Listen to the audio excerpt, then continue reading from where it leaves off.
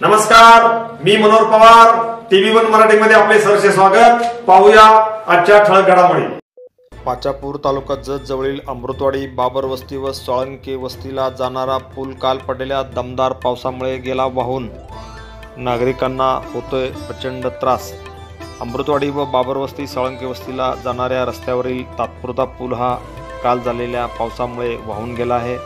साळुंके वस्तीवरती जवळपास 500 लिटर दूध संकलन होते. ते दूध नेण्यासाठी कोणतेही रस्ता सध्या पर्याय म्हणून उपलब्ध नाही. प्रत्येक पावसाळ्यात अशा प्रकारे दुधाची वाहतूक करावी लागते, नागरिकांना जावे लागते. त्यामुळे पाऊस पडल्यानंतर हा पूल वाहून जातो, त्यावेळी दूध संकलन होऊ शकत नाही. त्यामुळे शेतकऱ्याचे प्रचंड आर्थिक नुकसान होत असून सर्व शेतकऱ्यांनी तो पूल व्हावा अशी मागणी केली आहे. हा पूल 2 गावाच्या अमृतवाडी व सालीकरीमध्ये असल्याने हे पूल करायला दोन्ही ग्रामपंचायत एकमेकावरती टोलाटोली करताना दिसत आहेत.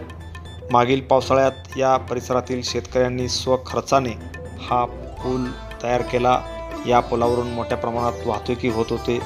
मात्र हा तात्पुरता पूल न करता या दोन्ही ग्रामपंचायतीने मिळून कायमस्वरूपी पूल करून नागरिकांची सोय करावी अशी मागणी या ठिकाणी होत आहे.